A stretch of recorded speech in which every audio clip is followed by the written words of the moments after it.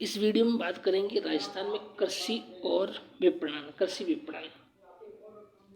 अब देखिए, राजस्थान सरकार के द्वारा राजस्थान सरकार द्वारा किसानों को उनकी उपज का सही दाम दिलवाने के लिए कृषि उपज मंडियों की व्यवस्था की गई है। क्या होता है कि सरकार है ना, किसानों को उनकी जो उपज होती है, धान गेहूं जो होता है ना, उनका सही मूल्य दिलाने के लिए कृषि उपज मंडियों की व्यवस्था की गई। इसमें क्या है, सरकार है ना एक जैसे निर्धारित रेट करती है कि भाई इस साल है जो 19 रुपये किलो गेहूँ के हिसाब से आप आपका गेहूँ है जो मंडियों में बेच सकते हो, तो आपको आपका पैसा मिल जाता है, सही मतलब वाजिब रेट मिल जाती है आपको। बाकी तो क्या करते हैं, कमीशन खोरी होती है जो 15 में खरीद करके वो वापस जमा कर लेते हैं और बेचते नहीं, जब उसका भाव ज़्यादा हो जाता है तब निकालते हैं। अब राजस्थान में कृषि उपज मंडी, उसका क्या उद्देश्य है?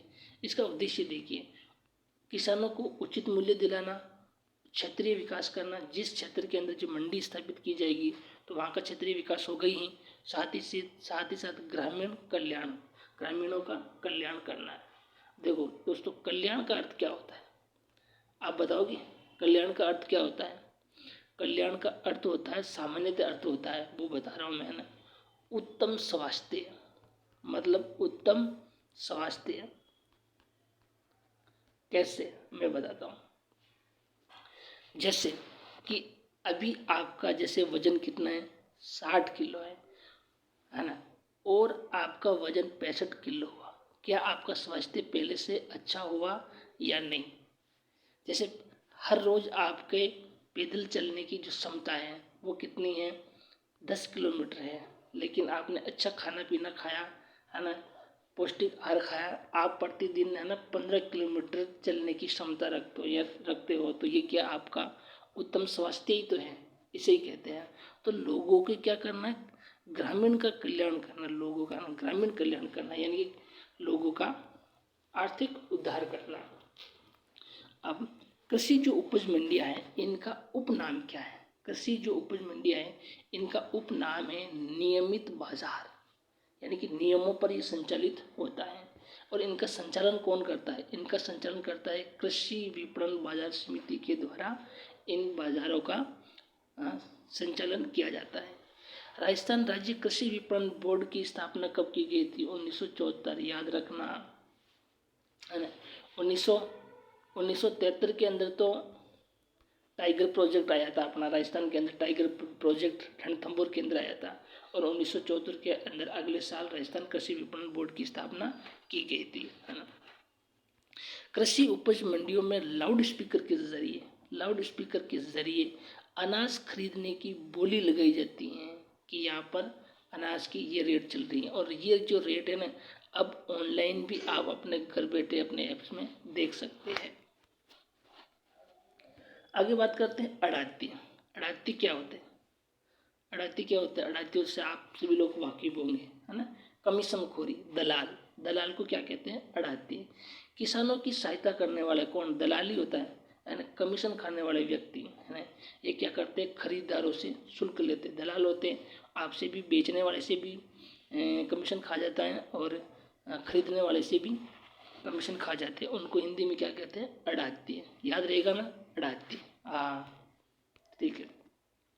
राजस्थान में नियमन के लिए कृषि जिन्सों जिन्हें अधिसूचित किया गया है, कौन कौन से जिनसे उनको अधिसूचित किया गया? अनाज के, दलहन के, तिलहन के, कपास के और लघु वनोपज को अधिसूचित किया गया, यानी कि इनको है जो आप कृषि मंडी में ले जा करके बेच सकते हो। अब है विश्व प्रसिद्ध अनाज मंडियाँ। कौन कौन सी मंडियाँ हैं जो विश्व प्रसिद्ध है? देखिए, जीरा मंडी, जैसे जीरा जैसे जोधपुर, जैसे जीरा जैसे जोधपुर, जीरा मंडी है, कहाँ पर है? जोधपुर के अंदर। धनिया और मेथी कहाँ पर है? रामगंज कोटा के अंदर है। धनिया मेथी कहाँ है? धनिया मंडी कहाँ है? रामगंज कोटा के अंदर। और मेथी मंडी कहाँ पर है? ये भी रामगंज कोटा के अंदर स्थित है। आगे देखिए, न्यूनतम समर्थन मूल्य। न्यूनतम समर्थन मूल्य क्या होता है? कि सरकार द्वारा निर्धारित मूल्य, मैंने पहले बताया ना कि एक न्यूनतम समर्थन मूल्य होता है। सरकार ने बोल दिया कि भाई 19 रुपये किलो के हिसाब से आप पापड़ के गेहूँ यहाँ पर बेच सकते हो, ये होता है न्यूनतम समर्थन मूल्य। हाँ भाई, हाँ। कृषि विपणन, कृषि विपणन क्या होता है? देखिए, कृषि विपणन होता है खेत से लेकर के उपभोक्ता तक की जो सभी गतिविधियां हैं वो क्या हैं? कृषि विपणन आती। कहाँ से? खेत से लेकर के, खेत में हल जोतने से लेकर के कटाई बुआई खड़ाई सभी से लेकर के और उस माल को तैयार करना, बाजार तक पहुंचाने तक, है ना, उपभोक्ता तक पहुंचाने की जो सभी गतिविधियां वो क्या आती है? कृषि विपणन। तो आज के बाद याद रखना कि कृषि विपणन क्या होता है। कृषि विपणन होता है खेत से लेकर के उपभोक्ता तक की जो सभी गतिविधियां हैं वो क्या होती है? कृषि विपणन कहलाती हैं। अच्छा, कृषि उपज मंडी। कृषि उपज मंडियाँ क्या होती है कि ये सरकार द्वारा वित्त पोषित होती हैं, सरकार द्वारा वित्त पोषित होती है, लेकिन ये सब शासी समिति होती हैं, है ना, सब शासी समिति होती है ना, सब शासित, इनका शासन ये ना खुद चलाती है। अब देखिए, सार्वजनिक वितरण प्रणाली, आप सभी जानते होंगे इस चीज़ से कि सार्वजनिक वितरण प्रणाली क्या होती है।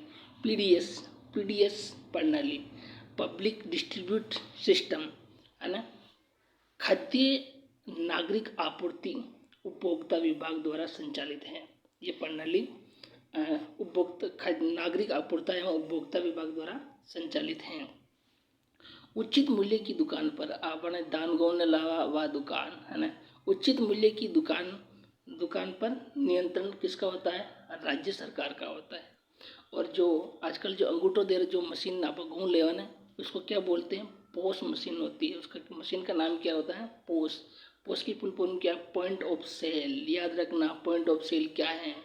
ये वो मशीन है जिस पर अपन अंगूठा दे करके अपना हर महीने राशन प्राप्त करते हैं। ठीक है, इस वीडियो में इतना ही। धन्यवाद।